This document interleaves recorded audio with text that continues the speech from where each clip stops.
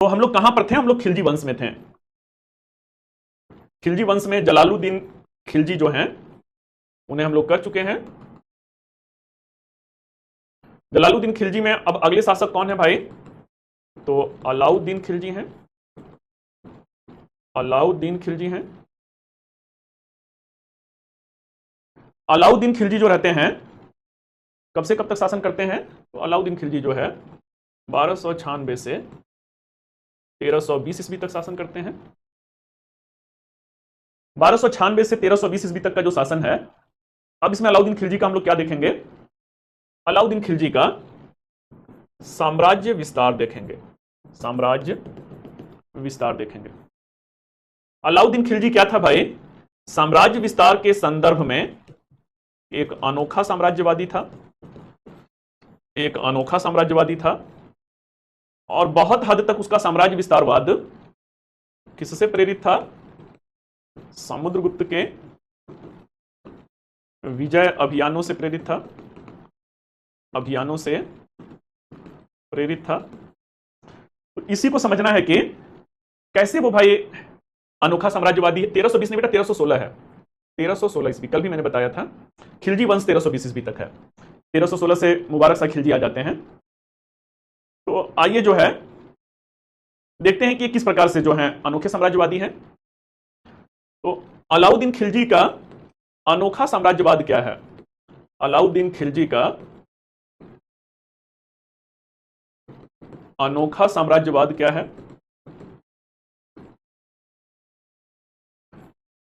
अलाउद्दीन खिलजी का जो अनोखा साम्राज्यवाद है, इसे दो तरीके से समझा जाएगा। एक जो है उत्तर भारत का अभियान, उत्तर भारत का अभियान, और दूसरा जो है दक्षिण भारत का अभियान। दक्षिण भारत का अभियान। Military expedition of north India and military expedition of south India. उत्तर भारत में इन्होंने किसे किसे जीता था भाई? तो उत्तर भारत में गुजरात की विजय करते हैं। गुजरात की विजय 1299। रणथंभौर की विजय, रणथंभौर की विजय जो है 1301 ईस्वी। चित्तौड़ की विजय जो है ये कब है? तो चित्तौड़ की विजय जो है 1303 ईस्वी। 1303 ईस्वी। अगला जो है मालवा की विजय 1305 ईस्वी। मालवा की विजय, ये ईयर इंपॉर्टेंट नहीं है। 1305 ईस्वी। उत्तर भारत को जीतने के साथ ही क्या है? समुद्रगुप्त के समान नीति है, साम्राज्य में मिला लेते हैं। साम्राज्य का अंग बना लिया, अंग बना लिया। अगला क्या है भाई? तो अगला जो है दक्षिण भारत की विजय है। पहले ऐसे शासक हैं, सल्तनत काल के पहले ऐसे शासक जिन्होंने दक्षिण भारत का अभियान किया। पहले मध्यकालीन शासक जिन्होंने दक्षिण भारत का अभियान किया। दक्षिण भारत का अभियान किया। तो ऐसे में क्या है भाई? ऐसे में जो है, हाँ बेटा, कूल मैं बना ही रहना चाहता हूं, या कूल मैं हूं भी।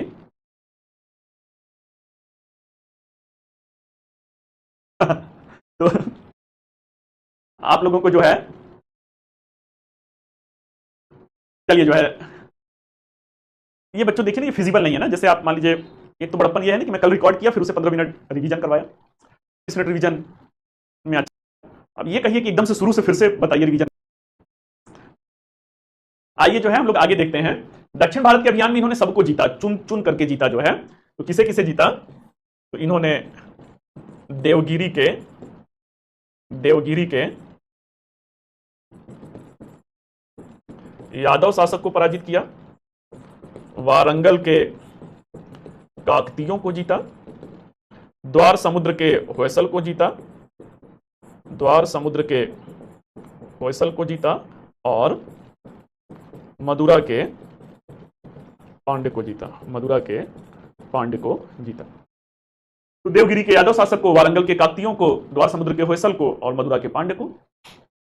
अब भाई हम लोग देखते हैं कि अनोखा साम्राज्यवाद क्या है। वो पिक्चर देखे हैं तान्हा जी आई थी, देखे थे? तो इस तरीके से क्या है, तान्हा जी वाले में वो सीन अगर आप देखेंगे, वो कौन, सैफ अली खान जो रहते हैं औरंगजेब के दरबार में जाते हैं, तो पहला जो सीन रहता है वो कालीन एक रहता है, उस पर पूरा भारत का नक्शा बना है, उसे खोल दिया जाता है। एकदम जो भारत का सबसे निचला हिस्सा है, कन्याकुमारी वाला क्षेत्र जो है, वही उनके पैर के पास जाके समाप्त होता है। औरंगजेब इशारे से कहते हैं आगे बढ़ो, वो आगे बढ़ते जाते हैं। तमिलनाडु का क्षेत्र है, केरल का क्षेत्र है, उसे पार करते हैं।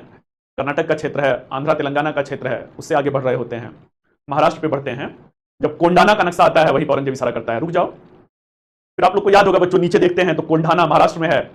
उनको लगता है कि भाई ये जिम्मेदारी मुझे दरबार में बुला के सौंपा गया है। तो असल में बच्चों जो महाराष्ट्र है वो क्या है, महाराष्ट्र जो है दक्षिण का प्रवेश द्वार, चूंकि राजधानी जो उस जमाने में दिल्ली थी, अगर दिल्ली से दक्षिण भारत जाना है तो महाराष्ट्र के रास्ते ही जाना है। महाराष्ट्र जो था दक्षिण का प्रवेश द्वार था। अलाउद्दीन खिलजी पहले भी इनको हरा चुके थे, जब जलालुद्दीन खिलजी शासक थे तो देवगिरी के यादव शासक को हरा चुके थे, रामचंद्र देव नाम रहता है।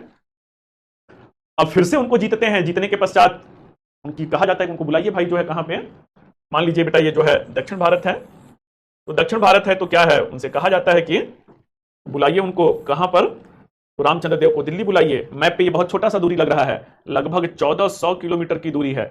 उस जमाने में 3 सप्ताह से 1 महीना, भाई राजा हैं तो रथ से जाएंगे, तो 3 सप्ताह से 1 महीना का समय लगता था। दौर बेटा कौन सा था, दौर जो है राजाओं का दौर था। बाहुबली पिक्चर भी देखे ही होंगे, बाहुबली पिक्चर में वो सीन भी देखे होंगे कि राजाओं का दिमाग अगर ठनक जाता था तो वो बहुत बड़ा कोई न्याय पंचायत ये सब नहीं बैठती थी। बाहुबली का वो सीन याद होगा ना कि औरतों के साथ दुर्व्यवहार करने वालों का काटते नहीं, उंगलियां काटते हैं उसका, सेकेंड भर के अंदर बेटा गर्दन जो है कलम हो गया रहता है। जब इनको हराने के बाद इनको कहा जाता है भाई दिल्ली आइए, तो पूरे रास्ते इनके मन में ख्यालात वही आ रहा था, एक बार पहले भी हराए थे, मुझे समर्पण कर देना चाहिए था, फिर से अगर लड़ गया जो है तो इस बार हारने के बाद दिल्ली बुला रहे हैं। रास्ते में ख्यालात था कि कहीं गर्दन कलम ना हो जाए, तो रास्ते में वो डर है कि मार दिया जाएगा या कत्लेआम हो जाएगा। लेकिन जाते हैं तो व्यवहार बिल्कुल अनोखा, साम्राज्यवादी कैसे है, तो व्यवहार बिल्कुल जुदा होता है, अलग होता है। जो बिल्कुल व्यवहार जुदा और अलग होता है, इनको राजकीय अतिथि का संज्ञा दिया जाता है। चांदी का जो है इनको, वो क्या कहेंगे, बेड को क्या कहते हैं बेटा हिंदी में, चांदी का बना हुआ जो वो रहता है बेड होता है, मतलब राजकीय अतिथि का दर्जा दिया जाता है, सारी सहूलियत दी जाती है।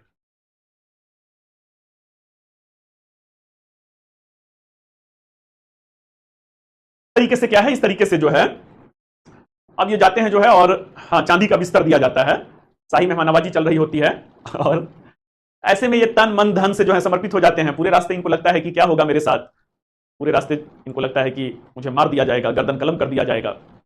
और इस तरीके से क्या होता है, इनको शाही मेहमानवाजी, तन मन धन से समर्पित होते हैं कि मैं हर विधि से आपका सहयोग करूंगा। अब यहीं से पूरे दक्षिण भारत को जीतने का मार्ग खुल जाता है। अब वारंगल के काकती जो रहते हैं आंध्र प्रदेश का आज का क्षेत्र है, द्वार समुद्र के जो होयसल रहते हैं ये कर्नाटक का क्षेत्र है, मदुरा के पांड्य तमिलनाडु का क्षेत्र है। चुन चुन कर बच्चों इनके सहयोग से, देवगिरी के यादव शासक के सहयोग से चुन चुन के सबको जीतते हैं। ऐसे में क्या होता है, ऐसे में जो है अलाउद्दीन खिलजी जो है दक्षिण भारत को जीतने के बाद समुद्रगुप्त के समान उन्हें स्वतंत्र करते हैं, केवल उनसे आर्थिक लाभ प्राप्त करते हैं। उत्तर भारत को अपने साम्राज्य में मिला लिया, दक्षिण को जीत के भी जो दक्षिण का तिलिस्म है, भूल भुलैया है, दक्षिण का जो पठार है, उनको पता था कि ये सारे के सारे हिंदू शासक हैं, अगर जबरन कब्जा करूंगा तो धर्म की भावना भी क्या होगी, धर्म की भावना भी मेरे खिलाफ होगी। और पठारी क्षेत्र में जो पहाड़ी क्षेत्र जो है गुरिल्ला युद्ध पद्धति के लिए मुफीद होता है। इन्हें पता था हमारी सेना यहां पे फंस जाएगी, इसलिए कहा कि भाई क्यों आदमी जीतता है, आर्थिक लाभ प्राप्त करने के लिए ही जीतता है। इन्होंने कहा कि जाओ भाई आजाद किया। समुद्रगुप्त की ग्रहण मोक्षानुग्रहण नीति याद है कि सब भूल गया, कुछ तो बेटा याद होगा ना। वही ग्रहण मोक्षानुग्रहण नीति, सबको जीत लिया, जीत के छोड़ दिए, कहीं आर्थिक नजराना भेजते रहिएगा, आम के आम और गुटलियों का दाम। आइए बच्चों जो है, तो इस तरह से वो क्या है, अनोखे साम्राज्यवादी हैं। अब अगला मसला वो चित्तौड़ वाली एक कहानी है। राजा रावल रतन सिंह है, उनकी पत्नी जो है पद्मावती हैं, और भी उसमें वो सब मलिक मोहम्मद जायसी की बेटा कल्पना है। चित्तौड़ की विजय होता है, जीतने के बाद खिजर खान को बैठाते हैं। चित्तौड़ अभियान का जो प्रत्यक्षदर्शी रहता है वो आमिर खुसरो रहता है। चित्तौड़ को जीतने के बाद उसका नामकरण जो है अपने बेटे के नाम पे खिजराबाद कर दिया जाता है। 20,000 राजपूतानियों ने जौहर किया था, उस जौहर से जो अग्नि होती है राजपूतों के स्वाभिमान एक बार फिर से जागृत होता है। और अंततः खिजर खान इतना परेशान होते हैं, खिजर खान जो अलाउद्दीन खिलजी के लड़के होते हैं, कि चित्तौड़ छोड़कर भाग जाते हैं। फिर आई फिर बीसल देव या कुछ नाम रहता है, एक राजपूत शासक को बैठाया जाता है। अलाउद्दीन खिलजी सोचता है कि राजपूत को बैठा दूंगा तो राजपूत शांत हो जाएंगे, लेकिन उन्हें भी नहीं स्वीकार किया जाता है। और अलाउद्दीन खिलजी की मृत्यु के कुछ ही समय बाद चित्तौड़ फिर से स्वतंत्र हो जाता है। यही बेटा चित्तौड़ की कहानी थी। चलिए अब अलाउद्दीन खिलजी को यही चित्तौड़ के अभियान के नाम पर आप उसके निगेटिव रोल को समझते हैं, तो उसको नकारात्मक रूप से लेते हैं। चित्तौड़ अभियान के समय ही जब पूरी अलाउद्दीन खिलजी की सेना जो है चित्तौड़ की तरफ रहती है, उसी समय एक मंगोल आक्रमण, आईएएस में पूछा गया क्वेश्चन है, उसी समय एक मंगोल आक्रमण होता है, तरघी बेग के नेतृत्व में होता है। मंगोल आक्रमण तरघी बेग के नेतृत्व में होता है। सेना चित्तौड़ रहती है, इसलिए वो आसानी से जीतता हुआ दिल्ली तक आ जाता है। अलाउद्दीन खिलजी, दिल्ली में बेटा एक सीरी फोर्ट है, सीरी ऑडिटोरियम है, सीरी मेट्रो स्टेशन भी अब सीरी हो गया है, तो वो पीछे हट जाते हैं और सीरी में जाकर के बसेरा बनाते हैं, और इस तरीके से मंगोल आक्रमण दिल्ली में प्रवेश कर गया। ये बेटा इंपॉर्टेंट पहलू है। आइए अब हम लोग अगला पहलू अलाउद्दीन खिलजी का सकारात्मक पक्ष देखते हैं, वो क्या है। तो अलाउद्दीन खिलजी के सुधार कार्य, अलाउद्दीन खिलजी के सुधार कार्य। अलाउद्दीन खिलजी के सुधार कार्य को अगर देखना है तो 3 भागों में देखा जाए। राजनैतिक प्रशासनिक सुधार, अगला जो है सामाजिक सुधार,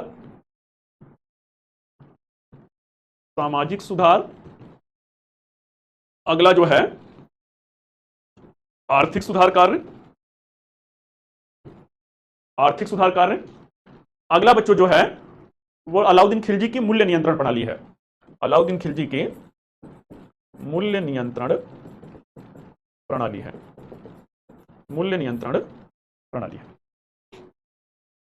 अलाउद्दीन खिलजी का राजनीतिक प्रशासनिक सुधार देखते हैं भाई। राजनैतिक प्रशासनिक सुधार कार्य जो इसने किया बेटा मध्यकाल का प्रथम था। तो जो कुछ भी इसने किया आप समझ सकते हैं ना, भूतो मतलब मध्यकाल के संदर्भ में कोई भी ऐसा नहीं था जो मध्यकाल में, वो प्राचीन काल में हुआ था, परंतु मध्यकाल में वो पहला था। तो इस तरीके से राजनीतिक क्षेत्र में उसने क्या किया। इस्लाम का शासन है भाई, इस्लाम के शासन में उस जमाने में जो उलेमा वर्ग हैं, उलेमा वर्ग जो धर्म के पुरोहित हैं, इस्लामिक धर्म के जो अगुआ हैं, उन्हें उलेमा कहा जाता था। तो उलेमा वर्ग का क्या होता था, उलेमा वर्ग का जो है अत्यधिक जो रहता है वो राजनीति पे प्रभाव रहता है कि आप शासन कीजिए तो किस हिसाब से कीजिए, इस्लामिक कायदे कानून के हिसाब से कीजिए, कुरान और हदीस के आधार पर कीजिए। आपने इल्तुतमिश को भी देखा कि उसने अपने शासन की मान्यता किससे लिया, बगदाद के जो खलीफा रहते हैं उनसे लिया। तो इस तरीके से क्या है, इस तरीके से जो है इस्लाम पर जो है या इस्लामिक शासन पर उलेमा वर्ग का बहुत प्रभाव रहता है। गट्स होना चाहिए बेटा, हिम्मत होना चाहिए, कलेजा उतना बड़ा होना चाहिए। अलाउद्दीन खिलजी पहले ऐसे शासक रहते हैं जिन्होंने क्या किया, राजनीति को धर्म से पृथक किया। राजनीति को धर्म से पृथक किया मींस की उलेमा वर्ग को इन्होंने ताकीद दिया, ताकीद मींस की खबरदार किया, कहा धर्म का मामला आप अपने पास रखिए, राजनीति हमारा मामला है, राजनीति में धर्म को मत घुसाइए। और इस तरीके से ही refrained the politics from religion. बहुत बड़ी बात थी। आगे चलकर के बेटा बस केवल अकबर रहते हैं जो ये काम कर पाते हैं, महजरनामा की घोषणा करते हैं 1579 में, बाकी कोई जो है उस दौर में उलेमा का बहुत ज्यादा प्रभाव होता था। अगला इन्होंने क्या किया, इन्होंने जो है पदों पर वंशानुगत भर्ती प्रणाली को समाप्त करके योग्यता के आधार पर भर्ती को आगे बढ़ाया। वंशानुगत व्यवस्था को इन्होंने क्या किया, वंशानुगत व्यवस्था को इन्होंने समाप्त कर दिया। पहले सेनापति का बेटा सेनापति होता था, न्यायाधीश का बेटा न्यायाधीश होता था, सैनिक का बेटा सैनिक होता था। अलाउद्दीन खिलजी का है कि ये कहां की बात होती है भाई, एक सैनिक के लिए सैनिक के गुणों की योग्यता होना चाहिए। जरूरी थोड़ी है कि सेनापति के लड़के में जो है वो सैनिक योग्यता हो ही, अगर वो शारीरिक रूप से कमजोर है, शारीरिक रूप से दुर्बल है, तो ये वंशानुगत व्यवस्था वो कहते हैं कि सही नहीं है। योग्यता के आधार पर भर्ती कीजिए। एक सेना में आने के लिए इतना दौड़ होना चाहिए, इतना, आज भी वही योग्यता के आधार पर आप लोग का कॉम्पिटिशन क्या है, जो सबसे योग्य है उसी का सिलेक्शन होगा। तो किसने ये कार्य को किया भाई, तो मध्यकाल में अलाउद्दीन खिलजी पहले ही was the first who introduced the recruitment system on behalf of talent और merit, not on the traditional hereditary way of recruitment. अगला उन्होंने क्या किया भाई, तो अगला इन्होंने सैनिकों के हुलिया को लिखने और घोड़ों को, हुलिया को लिखने और घोड़ों को दागने की प्रथा की शुरुआत किया। दागने की प्रथा की शुरुआत किया। तो सैनिकों के हुलिया को लिखने और घोड़ों को दागने की प्रथा की शुरुआत किया। तो ये क्या है भाई, ये जो है इनके राजनीतिक प्रशासनिक सुधार का अगला वो है कि सैनिक की जगह पे कोई दूसरे को भेज देते थे। पहले ये बहुत आम बात थी। अब जिस सैनिक को लिया गया है, पहले बिहार के मेंस में ऐसा बेटा होता था, अभी भी शायद होता हो, मुझे आइडिया नहीं। हम लोग के जमाने में मेंस जब दिया जाता था तो अपने शरीर का 2 निशान बताना था, दाएं हाथ पे तिल है, दाएं पैर पे तिल है, या जो भी कोई निशान ऐसा चिन्ह है। किसी का जो होता था घुटने पे घाव का निशान या कुछ इस तरह से, किसी का चेचक का दाग है तो उसे बताते। तो इस तरह से क्या है कि भाई उस समय पे, युद्ध के समय पे वही सैनिक है कि नहीं, ये उस जमाने का क्या था, उस जमाने का आधार कार्ड था। अगला क्या है भाई, तो अगला जो है घोड़ों को दागने की प्रथा की शुरुआत किया। सबसे बड़ा एक कहावत तो सुने हैं बेटा ना, मानव का स्वभाव ही क्या है, मानव स्वभाव से लालची प्राणी है। जब मानव स्वभाव से ही लालची प्राणी है तो क्या है, जब मानव स्वभाव से ही लालची प्राणी है तो हर जमाने में क्या रहा है, बाप बड़ा ना भैया, सबसे बड़ा रुपया। सबसे बड़ा रुपया यही तो भ्रष्टाचार है भाई ना, कि मानव के दिमाग में अगर पैसा पैसा ही चल रहा है तो भ्रष्टाचार को बढ़ावा वही देता है। आज प्रशासन में भ्रष्टाचार बच्चों जो है वो देश को दीमक की तरह चाल रहा है। राजीव गांधी ने एक समय कहा था कि दिल्ली से केंद्र से जो 100 पैसा चलता है वो गांव तक पहुंचते पहुंचते मात्र 10 पैसा पहुंचता है, 90 पैसा रास्ते में ही। और सबसे ज्यादा भ्रष्टाचार बच्चों जो है आप ही लोगों के फील्ड में है, आप ही लोगों के फील्ड में, मतलब कि आईएएस में है। बातें बड़ी बड़ी हैं, बस सिलेक्शन हुआ, सिलेक्शन के बाद ही सब नैतिकता खत्म है। हर कोचिंग फोटो छाप रहा है, हर कोचिंग से माल पानी लेकर के, ऐसा ह्यूमर है, ऐसा अफवाहें हैं। तो आइए जो है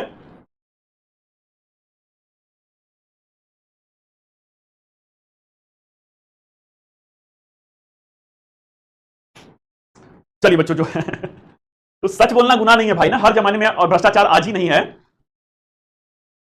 भ्रष्टाचार आज ही नहीं है, पैसा मोह माया है बेटा, कौन बच पाया है उससे जो है। तो इस तरीके से क्या है, इस तरीके से खिलजी के भी जमाने में सब रहता है। उस जमाने में भ्रष्टाचार जो है अरबी घोड़ों में होता था, अरबी घोड़ों की दमखम जो होता था बहुत ज्यादा होता था। तो अरबी घोड़ों का जो दमखम बहुत ज्यादा होता था, मान लीजिए 5,000 घोड़ा अरबी घोड़ों के लिए पैसा राजा के राजकोष से दिया गया है। अब 5,000 में 2,500 अरबी घोड़े लाए, 2,500 जो है देसी घोड़ा ही डाल दिए। अलाउद्दीन खिलजी कहता है हमारे जमाने में ये सब नहीं चलेगा। वो कहता है घोड़ों को दागो, जो है घोड़ों को दागने से उस पर निशान रहेगा, 5,000 आया, युद्ध के समय में 5,000 आना चाहिए। तो ये उसके क्या रहते हैं, ये उसके जो है प्रशासनिक क्षेत्र के सुधार रहते हैं। तो इस तरीके से क्या है, इस तरीके से जो है, एक बार बेटा बताइए नेटवर्क सही है ना, मतलब मेरी बात आप तक पहुंच रही है कि नहीं पहुंच रही है? एक बार बेटा मुझे बताइएगा आप लोग, क्लियर है ना सब कुछ जो है? जो है सामाजिक सुधार देख लिया जाए, इनके सामाजिक सुधार क्या थे। तो उस जमाने में क्या था भाई, उस जमाने में राजा रजवाड़ों का दौर रहता है। राजा रजवाड़ों के दौर में क्या है, राजा रजवाड़ों के दौर में जो है हरम होता था, हरम में सैकड़ों हजारों की संख्या में स्त्रियां होती थी, नाच गाना महफिल जो है शाम को लगता था जो है। ऐसे में कोई राजा अगर ऐसा उभर करके आए जो क्या करे, तो ऐसा राजा जो वेश्यावृत्ति पे प्रतिबंध लगाए, वेश्यावृत्ति पर इन्होंने प्रतिबंध लगाया। राजा रजवाड़ों के दौर में बेटा कोई ऐसा राजा आए जो मदिरापान पर, मदिरापान था अल्कोहल, शराब पर प्रतिबंध लगाए। तो ये सब क्या है, ये सब जो है मध्यकाल में अलाउद्दीन खिलजी ने, शराबबंदी का तो पूरे भारतीय इतिहास में अलाउद्दीन खिलजी का ही नाम है। अगला उसने क्या किया, तो अगला उसने सामाजिक समारोहों पर प्रतिबंध लगाया, सामाजिक समारोहों पर प्रतिबंध लगाया। तो चलिए बच्चों जो है ये क्या है, ये अलाउद्दीन खिलजी के जो है राजनीतिक प्रशासनिक सुधार हैं। अब आगे हम लोग बढ़ते हैं और देखते हैं जो है राजनीतिक सुधार हो गया, सामाजिक सुधार हो गया, इनके आर्थिक सुधार क्या है। आर्थिक सुधार क्या है, भूमि की माप करवाई। और भूमि माप की इकाई किसे बनाया, तो भूमि माप की इकाई बिस्वा प्रणाली को बनाया, इकाई ये पूछा गया है, बिस्वा प्रणाली को बनाया। तो द लैंड मेजरमेंट यूनिट, पहले के जमाने में भूमि नापा नहीं जाता था, अनुमान के आधार पर होता था। तो ऐसे में क्या है, एक मिनट बेटा जो है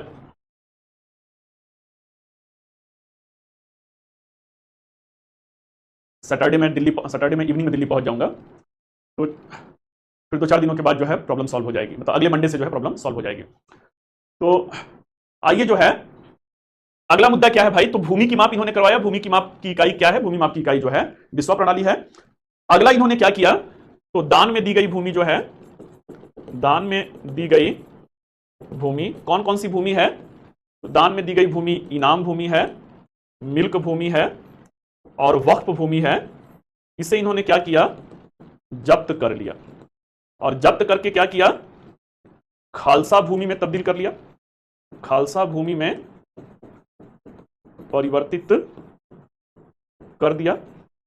पहले के जमाने में क्या है, बंदरबाट होती थी, जो अमीर वर्ग शासन प्रशासन में उच्च पद पे होते थे, वो भूमि को वेतन, पहले बेटा तनख्वाह जो है भूमि के रूप में ही दिया जाता था, वो जितनी भी उपजाऊ भूमि थी उसे इनाम के नाम पे, मिल्क के नाम पे, वक्फ के नाम पर ले लेते थे।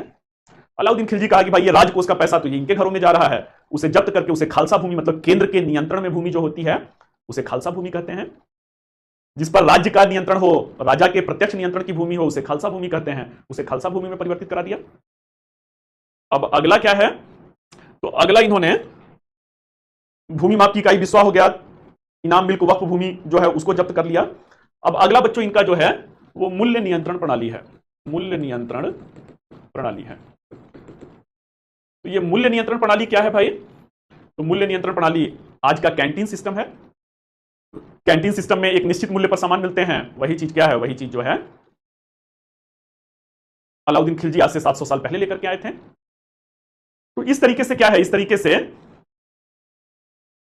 क्या हुआ बेटा युवराज जो है, मैं यहीं पे हूं बेटा, और साजिया करें सर, बताना होगा तो सर खुद क्या बेटा क्या जानना चाहते हैं, किस बात का हाथ हो गया बेटा बताइए। तो मूल्य नियंत्रण प्रणाली क्या है भाई, मूल्य नियंत्रण प्रणाली जो है इसको क्या करते हैं, तो इसको जो है कैंटीन सिस्टम कहते हैं। निश्चित मूल्य पर सामानों की उपलब्धता को सुनिश्चित किया गया, निश्चित मूल्य पर सामानों की उपलब्धता सुनिश्चित किया गया। अब कितने प्रकार के बाजार लग रहे हैं जहां पे निश्चित मूल्य पर सामानों की उपलब्धता सुनिश्चित की जा रही है, तो कई प्रकार के बाजार हैं। मवेशियों का बाजार है, पशु बाजार है, दास बाजार है, दास बाजार है। अगला जो है खाद्यान्न बाजार है, अनाज, खाद्यान्न मतलब अनाजों का बाजार है। अगला जो है कौन सा है भाई, तो अगला जो है कपड़ों का बाजार है, कपड़ों का बाजार है।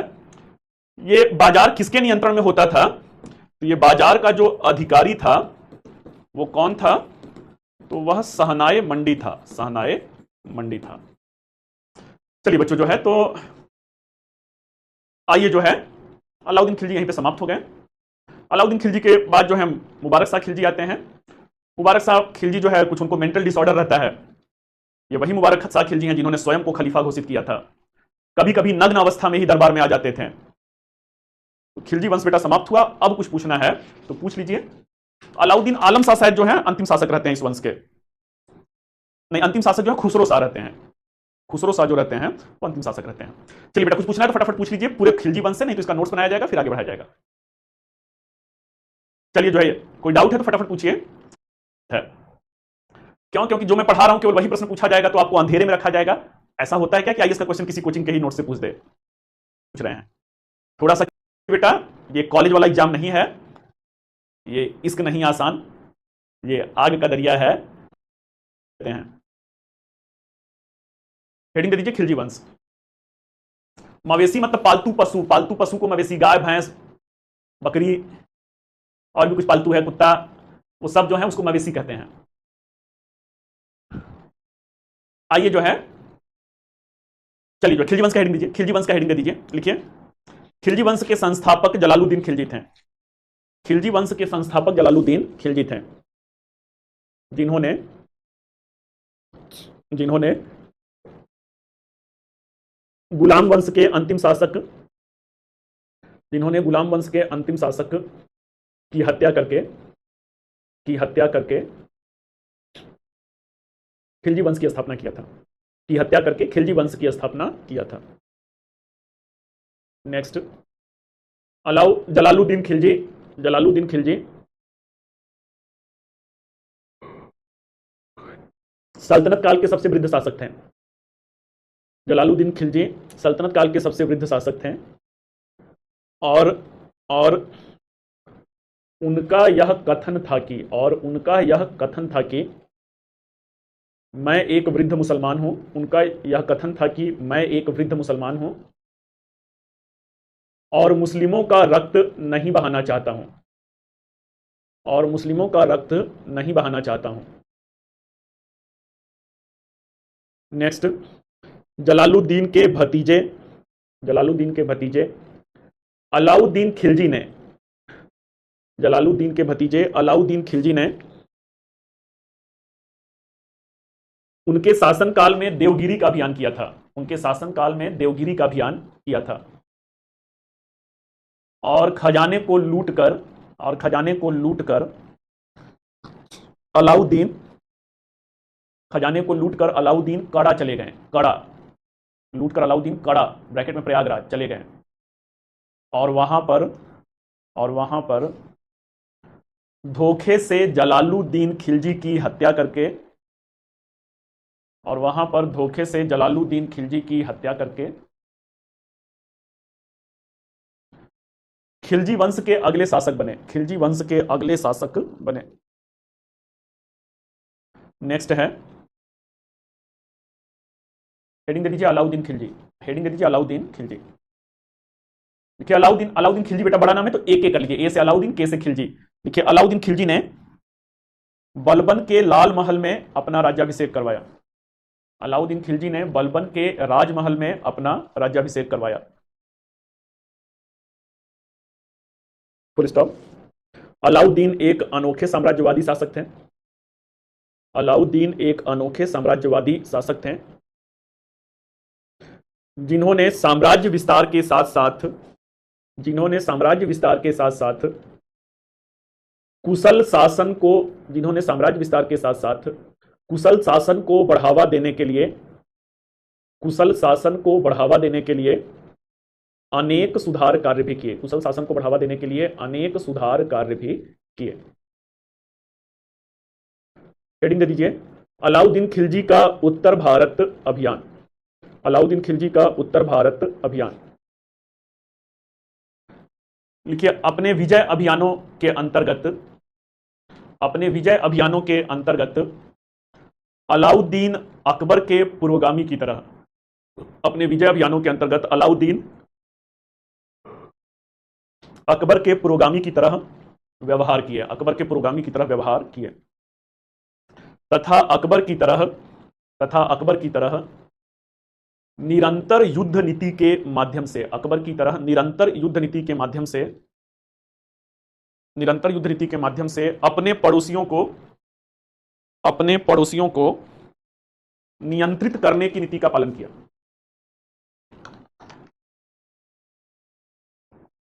अपने पड़ोसियों को नियंत्रित करने की नीति का पालन किया।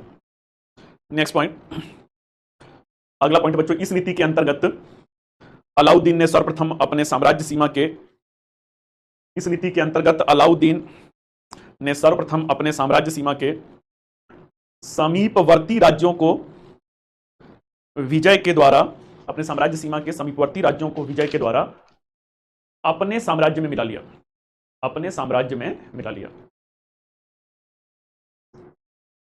नेक्स्ट है, उत्तर भारत के युद्ध अभियान में अलाउद्दीन खिलजी ने, उत्तर भारत के युद्ध अभियान में अलाउद्दीन खिलजी ने गुजरात की विजय, अलाउद्दीन खिलजी ने गुजरात की विजय ब्रैकेट में 1299 ईस्वी, कॉमा रणथंभौर की विजय ब्रैकेट में 1301 ईस्वी, कॉमा चित्तौड़ की विजय ब्रैकेट में 1303 ईस्वी, कॉमा मालवा की विजय ब्रैकेट में 1305 ईस्वी, मालवा की विजय ब्रैकेट में 1305 ईस्वी करके इन्हें प्रत्यक्ष रूप से, करके इन्हें प्रत्यक्ष रूप से अपने साम्राज्य में मिला लिया, करके इन्हें प्रत्यक्ष रूप से अपने साम्राज्य में मिला लिया।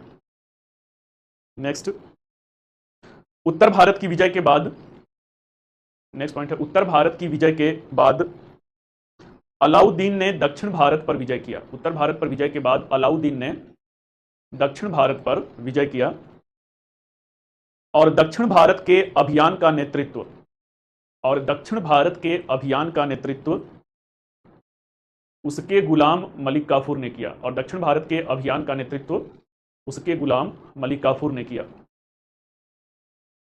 नेक्स्ट पॉइंट बच्चों, अभियान का नेतृत्व उसके गुलाम मलिक काफूर ने किया। नेक्स्ट, दक्षिण भारत की विजय के अंतर्गत, दक्षिण भारत की विजय के अंतर्गत डैश देकर के लाइन चेंज, देवगिरी की विजय, विजय के अंतर्गत देवगिरी की विजय ब्रैकेट में 1307-8 ईस्वी, फिर लाइन चेंज कीजिए, वारंगल की विजय 1309 ईस्वी। फिर लाइन चेंज, द्वार समुद्र की विजय 1311 ईस्वी। और मदुरै की विजय, और मदुरै की विजय था। असल में मदुरै को वो पूर्णतः जीत नहीं पाया था। जब भी वो मदुरै पहुंचता था तो पांड्य शासक जो सुंदर पांड्य, वीर पांड्य, उनके भाइयों की लड़ाई थी, वो भाग जाता था जाके आइलैंड पे। तो इसका कोई पर्टिकुलर ईयर नहीं है बेटा, और मदुरै की विजय किया। अब अगला पॉइंट लिखिए, लिखिए नेक्स्ट पॉइंट में, समस्त दक्षिण भारत को जीतने के बाद अलाउद्दीन ने, समस्त दक्षिण भारत को जीतने के बाद अलाउद्दीन ने राजनैतिक दूरदर्शिता का परिचय देते हुए, अलाउद्दीन ने राजनैतिक दूरदर्शिता का परिचय देते हुए समुद्रगुप्त के दक्षिण भारत के राज्यों को, राजनैतिक दूरदर्शिता का परिचय देते हुए समुद्रगुप्त के दक्षिण भारत के राज्यों को प्रत्यक्ष रूप से साम्राज्य में न मिलाकर, समुद्रगुप्त के दक्षिण भारत के राज्यों को प्रत्यक्ष रूप से साम्राज्य में न मिलाकर उनसे आर्थिक लाभ प्राप्त, उनसे आर्थिक लाभ प्राप्त करने की नीति का पालन किया, उनसे आर्थिक लाभ प्राप्त करने की नीति का पालन किया। हेडिंग दे दीजिए बच्चों, अलाउद्दीन खिलजी के सुधार कार्य। हेडिंग देना है अलाउद्दीन खिलजी के सुधार कार्य। उसके नीचे हेडिंग दे दीजिए प्रशासनिक सुधार, प्रशासनिक सुधार। लिखिए, धर्म को राजनीति से पृथक करते हुए, धर्म को राजनीति से पृथक करते हुए उलेमा वर्ग के, उलेमा वर्ग के विशेषाधिकार को सीमित किया, उलेमा वर्ग के विशेषाधिकार को सीमित किया। नेक्स्ट अगला पॉइंट बच्चों कीजिए, लिखिए, पदों पर वंशानुगत प्रणाली को समाप्त करके योग्यता के आधार पर भर्ती प्रणाली को आगे बढ़ाया। पदों पर वंशानुगत प्रणाली को समाप्त करके योग्यता के आधार पर भर्ती प्रणाली को आगे बढ़ाया। नेक्स्ट है, अलाउद्दीन प्रथम शासक थे, अलाउद्दीन प्रथम शासक थे जिसने हुलिया तथा दाग प्रथा को प्रारंभ किया। अलाउद्दीन प्रथम शासक थे जिन्होंने हुलिया तथा दाग प्रथा को प्रारंभ किया और गुप्तचर व्यवस्था को सुदृढ़ किया, और गुप्तचर व्यवस्था को सुदृढ़ किया। नेक्स्ट हेडिंग दे दीजिए सामाजिक सुधार, सामाजिक सुधार। देखिए, अलाउद्दीन खिलजी ने, अब बार बार बेटा नाम आ रहा है ना, तो बड़ा नाम है तो आप एक एक कर दीजिए, ए से अलाउद्दीन, के से खिलजी हो जाएंगे। देखिए, अलाउद्दीन खिलजी ने सामाजिक समारोहों पर प्रतिबंध लगाया, सामाजिक समारोहों पर प्रतिबंध लगाया। नेक्स्ट, मदिरा पान पर प्रतिबंध लगाया, मदिरा पान पर प्रतिबंध लगाया। नेक्स्ट,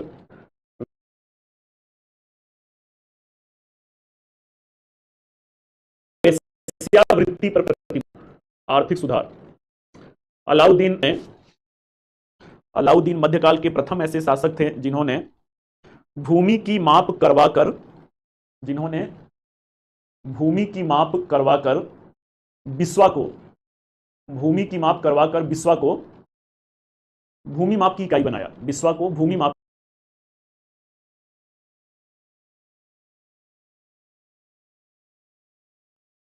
खालसा भूमि में तब्दील कराया, उसे भूमि को जब्त करके उसे खालसा भूमि में तब्दील कराया, उसे खालसा भूमि में तब्दील कराया। नेक्स्ट पॉइंट है बेटा, खालसा भूमि में तब्दील कराया, दान में दी गई भूमि को जब्त करके उसे खालसा भूमि में तब्दील कराया।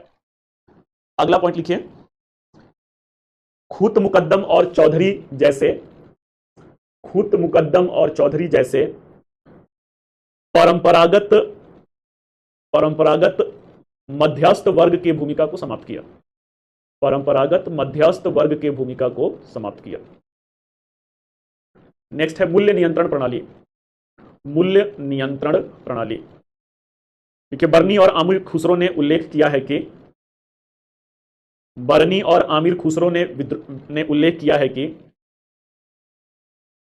अपने साम्राज्य विस्तार के लिए, ने उल्लेख किया है कि अपने साम्राज्य विस्तार के लिए, अपने साम्राज्य विस्तार के लिए एक विशाल सेना का गठन करने हेतु, एक विशाल सेना का गठन करने हेतु मूल्य नियंत्रण प्रणाली को अपनाया गया, विशाल सेना का गठन करने हेतु मूल्य नियंत्रण प्रणाली को अपनाया गया। नेक्स्ट, इस नीति के अंतर्गत कुल 3 प्रकार के बाजार थे, इस नीति के अंतर्गत कुल 3 प्रकार के बाजार थे। डैश देकर के लिखिए, खाद्यान्न बाजार, कॉमा कपड़ों का बाजार, कॉमा खाद्यान्न बाजार, कपड़ों का बाजार, कॉमा मवेशी दास और घोड़ों का बाजार, मवेशी दास और घोड़ों का बाजार। नेक्स्ट, बाजार को सराय अदल कहा जाता था, बाजार को सराय अदल कहा जाता था, तथा बाजार को सराय अदल कहा जाता था, तथा इस बाजार के दरोगा को सहनाए मंडी कहा जाता था, बाजार के दरोगा को सहनाए मंडी कहा जाता था। नेक्स्ट बच्चों, हेडिंग दे दीजिए मूल्य नियंत्रण प्रणाली, अलाउद्दीन खिलजी के, हेडिंग देना है अलाउद्दीन खिलजी के मूल्य नियंत्रण प्रणाली का महत्व, मूल्य नियंत्रण प्रणाली का महत्व। पहला पॉइंट कीजिए, देखिए, इससे राजकोष पर, इस व्यवस्था से राजकोष पर बिना अतिरिक्त बोझ के, इस व्यवस्था से राजकोष पर बिना अतिरिक्त बोझ के एक विशाल सेना का गठन सुनिश्चित हुआ, बिना अतिरिक्त बोझ के एक विशाल सेना का गठन सुनिश्चित हुआ। नेक्स्ट बच्चों, सैनिकों के मनोबल में वृद्धि हुआ, सैनिकों के मनोबल में वृद्धि हुआ। नेक्स्ट है, अलाउद्दीन खिलजी इस व्यवस्था से अपने साम्राज्यवादी महत्वाकांक्षाओं को पूर्ण कर सका, अलाउद्दीन खिलजी इस व्यवस्था से अपने साम्राज्यवादी महत्वाकांक्षाओं को पूर्ण कर सका। हेडिंग दे दीजिए अलाउद्दीन खिलजी के उत्तराधिकारी, अलाउद्दीन खिलजी के उत्तराधिकारी। लिखिए, मुबारक शाह खिलजी अलाउद्दीन के पश्चात अगले शासक बने, मुबारक शाह खिलजी अलाउद्दीन के पश्चात अगले शासक बने और इन्होंने स्वयं को खलीफा घोषित किया था, और इन्होंने स्वयं को खलीफा घोषित किया था। अंतिम पॉइंट है बच्चों, इस वंश के अंतिम शासक खुसरो शाह थे, इस वंश के अंतिम शासक खुसरो शाह हैं। चलिए अगले वंश पे बढ़ चलते हैं।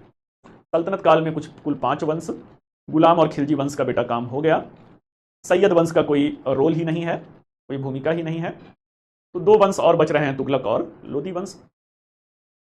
तुगलक वंश के संस्थापक कौन है भाई? तो गयासुद्दीन तुगलक हैं, गयासुद्दीन तुगलक हैं। उनके बाद फिर कौन आया था? उनके बाद जो है मोहम्मद बिन तुगलक आए थे, मोहम्मद बिन तुगलक आए थे। और उनके बाद जो है फिरोज शाह तुगलक आए थे, फिरोज शाह तुगलक आए थे। In the Tughlaq dynasty there was the Ghiyasuddin Tughlaq, Muhammad bin Tughlaq and Firoz Shah Tughlaq. आगे देखते हैं भाई जो है गयासुद्दीन तुगलक कौन है? गयासुद्दीन तुगलक जो हैं वो इस वंश के संस्थापक हैं, इस वंश के संस्थापक हैं, जो मात्र 5 सालों तक 1320 से 1325 ईस्वी तक शासन किए। मध्यकाल के प्रथम शासक थे कौन? गयासुद्दीन तुगलक, मध्यकाल के प्रथम शासक, जिन्होंने क्या किया था? जिन्होंने नहरों का निर्माण करवाया था, नहरों का निर्माण करवाया था। He was the first king of the medieval India who made canal, सिंचाई की सुविधा के लिए। वहां पे बच्चों कौन था? वहां पे प्राचीन काल का पहले शासक महापद्मनंद थे, जिन्होंने नहरों का निर्माण करवाया था। फिर चंद्रगुप्त मौर्य रहते हैं, फिर उसके बाद जो है सम्राट अशोक रहते हैं, फिर रुद्रदामन रहते हैं, फिर स्कंद गुप्त रहते हैं। आइए जो है गयासुद्दीन तुगलक जो रहते हैं, इन्होंने अलाउद्दीन खिलजी के सुधार कार्यों को समाप्त कर दिया, अलाउद्दीन खिलजी के सुधार कार्यों को समाप्त कर दिया। चलिए भाई जो है तो इस तरीके से क्या है, इस तरीके से जो है ये जो है गयासुद्दीन तुगलक हैं। गयासुद्दीन तुगलक एक रिग्रेसिव पॉलिसी को अपनाते हैं, वही फिर से पदों पर वंशानुगत प्रणाली को लाते हैं, भूमि के विश्वा प्रणाली को समाप्त करके जो कनकूट प्रणाली है, अनुमान के आधार पर जो सदियों पुरानी व्यवस्था है, उसे कर रहे हैं। तो इस तरीके से क्या होता है, चीजों को पीछे लेकर के ये जा रहे होते हैं। इनका सूफी संत जो है निजामुद्दीन औलिया से क्या है? निजामुद्दीन औलिया से विवाद होता है। जब बंगाल अभियान से लौट रहे होते हैं तो बड़ा ही फेमस स्टेटमेंट, बंगाल अभियान से लौट रहे होते हैं तो निजामुद्दीन औलिया जो रहते हैं, इनकी मजार बेटा दिल्ली में है, कभी मौका मिले तो जाइए। इनसे कहते हैं कि मेरे दिल्ली पहुंचने से पहले आप छोड़ दीजिएगा जो है दिल्ली को। निजामुद्दीन औलिया का बड़ा ही फेमस स्टेटमेंट होता है, हुनूज दिल्ली अभी दूर अस्त, हुजूर दिल्ली अभी बहुत दूर है। आते हैं दिल्ली में। दिल्ली में तुगलकाबाद बच्चों एक मेट्रो स्टेशन भी है, साउथ दिल्ली में जाएंगे तो वहीं तुगलकाबाद में एक लकड़ी का महल बनवाया जाता है। इनके बेटे मोहम्मद बिन तुगलक का नाम जौना खान रहता है। जौना खान इनका इस्तकबाल गर्मजोशी से इनका इस्तकबाल करते हैं, खैर मकदम करते हैं। और बर्नी ऐसा कहता है कि उस लकड़ी के पुल को साजिशन जो है जौना खां गिरवा देते हैं, लकड़ी का जो महल है उसे साजिशन गिरवा देते हैं, उसी में दब कर जो है ये मर जाते हैं। अब उसके बाद कौन आते हैं? उसके बाद जो है मोहम्मद बिन तुगलक आते हैं। आपस में बेटा बात नहीं करना है, रियाज आपस में बेटा बात नहीं करना। रियाज हैं, सिद्रा हैं, फिजा हैं। आप बेटा क्लास चल रहा है ना, क्लास के बारे में, क्लास के कंटेंट पे कंसंट्रेट कीजिए।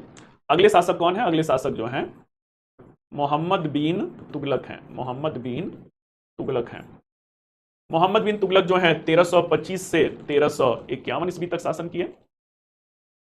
भारतीय इतिहास के सबसे विवादास्पद शासक माने जाते हैं। एक बच्चों कहावत है, शायद सुने होंगे, जाकी रहे भावना जैसी प्रभु मूरत मिले तीन तैसी। जिस इतिहासकार की जैसी भावना थी मोहम्मद बिन तुगलक को उसने उस तरीके से परोसा, उस तरीके से उसके इतिहास को प्रस्तुत किया। किसी ने उसे पागल बादशाह बोला, तो किसी ने उसे अंतर विरोधों का सम्मिश्रण बोला। नए रिसर्च हुए तो कहा गया जनाब वो पागल नहीं था, वो अंतर विरोधों का सम्मिश्रण नहीं था, बल्कि वो क्या था? बल्कि वो सल्तनत का सबसे दूरदर्शी शासक था। तो इस तरीके से क्या है बच्चों, इस तरीके से जो है मोहम्मद बिन तुगलक जो रहते हैं, इनको सबने अपने अपने आधार से, अपने अपने नजरिए। आपको भी बेटा कई बार लगता होगा कि सामने वाला मुझे समझ ही नहीं पाया। कभी घर पे ही लगता होगा कि मम्मी डांट दी, पापा डांट दिए, शायद वो मुझे समझ ही नहीं पाए। कई बार लगता होगा गलती मेरी नहीं थी, फिर भी मुझे डांट पड़ गया। वही बात है, मोहम्मद बिन तुगलक को लोग समझ नहीं पाए और अपने हिसाब से उनका इतिहास परोस दिए। तो आइए देखते हैं कि इतना सारा जो बखेड़ा मोहम्मद बिन तुगलक पे खड़ा किया गया वो क्या है भाई। वो उनकी 5 योजनाओं को लेकर के है। मोहम्मद बिन तुगलक की जो है 5 योजनाएं थी। There were 5 ambitious project of Muhammad bin Tughlaq. 5 योजनाएं असफल हुई तो किसी ने पागल कहा, किसी ने अंतर विरोधों का मिश्रण कहा, पर वो क्या थे भाई? वो सबसे दूरदर्शी शासक थे, जमाना उन्हें समझ ही नहीं पाया। वो कौन सी 5 योजनाएं हैं? तो ये योजनाएं जो हैं, राजधानी परिवर्तन है, सांकेतिक मुद्रा का प्रचलन है, मुद्रा का प्रचलन है। यह योजना जो है दोआब क्षेत्र में कर वृद्धि की योजना है। अगला योजना जो है खुरासान अभियान है। अगली योजना जो है कराचिल अभियान है। कराचिल अभियान है। चलिए भाई जो है, तो there were the so many ambitious project of Muhammad bin Tughlaq, all ultimately failed down. That's why the some historians he said that he was the mad king, some said that he was the mixture of contradiction, and someone who were with the notion that he was the most visionary sultan of medieval India. तो इनके father ने क्या किया था भाई? गयासुद्दीन तुगलक जो रहते हैं, ये पहले शासक रहते हैं, मध्यकाल के प्रथम शासक, जिन्होंने क्या किया था? जिन्होंने दक्षिण भारत को अपने साम्राज्य का अंग बना लिया था। दक्षिण भारत को अपने साम्राज्य का अंग बना लिया था। ये भी उसी नीति पे चले। इन्हें लगा कि अलाउद्दीन खिलजी जो था एरू गैरू नथु खैरू था, असली बाहुबली तो मैं हूं भाई, असली बाहुबली मैं हूं। तो क्या करते हैं गयासुद्दीन तुगलक? दक्षिण भारत को जो है अपने साम्राज्य का अंग बनाते हैं। और ये कहावत बच्चों सुने होंगे, कहावत है, चौबे जी गए छब्बे बनने, बन के आए दुब्बे। जिंदगी में ऐसा थोड़ी होता है जो आप चाहते हैं वही हो जाता है, कभी कभी दांव उल्टा पड़ जाता है।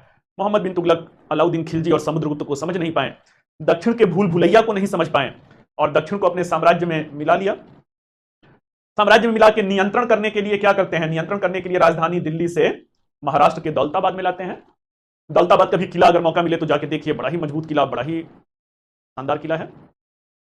लेकिन क्या होता है, अच्छा एक पागल नहीं थे भाई, दूरदर्शी थी। मंगोल आक्रमण, अभी मैंने कहा तरगीब एक जो था वो दिल्ली में अलाउद्दीन खिलजी के समय घुसाया था, खूब लूटा था दिल्ली को।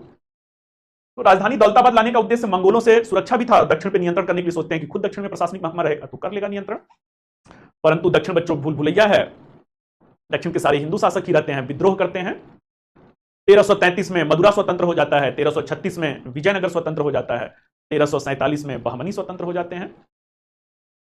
तो ऐसे में ये योजना उनकी असफल हो जाती है। अगली योजना बच्चों क्या है? अगली योजना सांकेतिक मुद्रा का प्रचलन है। तांबे के सिक्के का मूल्य किसके बराबर कर देंगे? चांदी के सिक्के के मूल्य के बराबर कर देंगे, मूल्य के बराबर कर देंगे।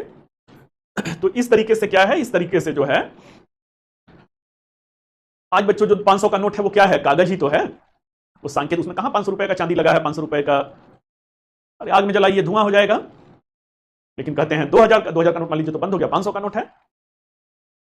तो ऐसे में बच्चों क्या है? ऐसे में जो है सांकेतिक मुद्रा पूरी दुनिया चला रहा है। मोहम्मद बिन तुगलक ने उस जमाने में सांकेतिक मुद्रा चलाया, लेकिन गलती किसकी थी? गलती उनके टकसाल के, जो शाही टकसाल के अधिकारियों की थी।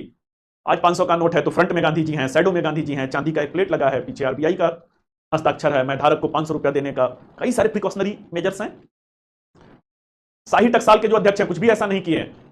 ऐसे में क्या होता है? ऐसे में जो है यह योजना भी जो है असफल हो जाती है। नकली सिक्का, चांदी का मूल्य तांबे के बराबर है, तांबे का नकली सिक्का छापे जा रहे हैं।